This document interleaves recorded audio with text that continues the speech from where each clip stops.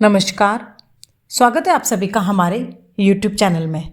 आज अपने इस वीडियो में हम सभी कार्तिक मास के महात्म्य का 24वां अध्याय करने जा रहे हैं। राजा पृथु बोले, हे मुनिश्रेष्ठ, आपने तुलसी के इतिहास, व्रत और महात्म्य के विषय में कहा।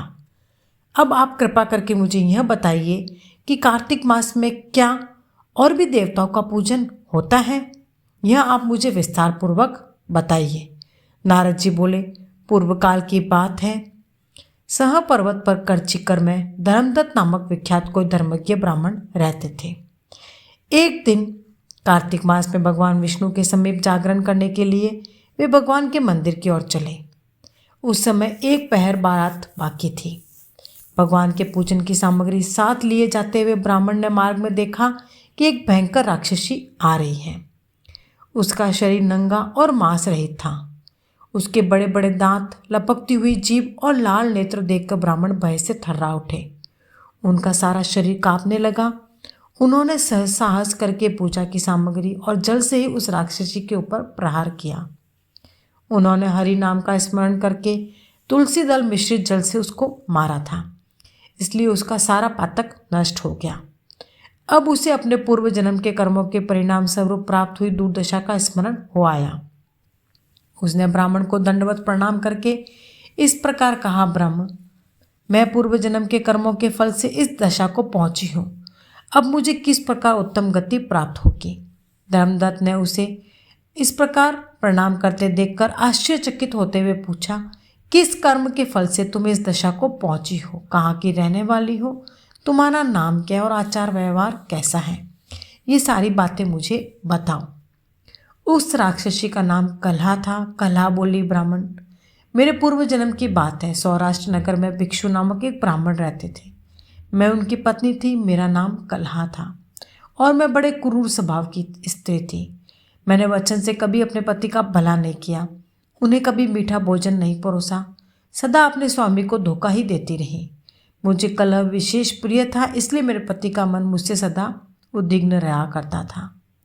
अंतुगत्वा उन्होंने दूसरी स्त्री से विवाह करने का निश्चय कर लिया। तब मैंने विष खाकर अपने प्राण त्याग दिए।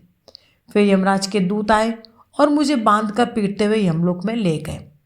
वहाँ यमराज ने मुझे देखकर चित्रगुप्त से कहा, चित्रगुप्त, देखो तो इसने ऐसा कर्म क्या किया है, जैसा इसका कर्म हो उसके अनुसार ही यह शुभ और अशुभ प्राप्त करे। चित्रगुप्त ने कहा, इसका किया हुआ कोई भी शुभ कर्म नहीं है। यह स्वयं मिठाइयाँ उड़ाती थी और अपने स्वामी को उसमें से कुछ भी नहीं देती थी। इसने सदा अपने स्वामी से द्वेष किया है, इसलिए यह चमगादूरी होकर रहे और सदा कलह में ही इसकी प्रवृत्ति रही है। इसलिए यह विष्ठाभोजी सूकरी की योनि में रहे। जिस बर्तन में भोजन बनाया जाता है उसी में यह सदा अकेली खाया करती थी। अतः उसके दोष से यह अपने ही संतान का भान करने वाली बिल्ली हो। इसने अपने पति को निमित्त बनाकर आत्मघात किया है, इसलिए अत्यंत निंदनीय स्त्री प्रेत के शरीर में भी कुछ काल तक अकेले ही रहे। इसे यमदूतों द्वारा निर्जल प्रदेश में भेज देना चाहिए। वहाँ दीर्घ काल तक यह प्रेत के शरीर में निवास करे। उसके बाद यह पापिनी शेष 3 योनियों का भी उपभोग करेगी। कलहा ने कहा, विप्रवर, मैं वही पापिनी कलहा हूँ। इस प्रेत शरीर में आए मुझे 500 वर्ष बीत चुके हैं। मैं सदैव भूख और प्यास से पीड़ित रहा करती हूँ। एक बनिए के शरीर में प्रवेश करके मैं इस दक्षिण देश में कृष्णा और वेणी के संगम तक आई हूँ।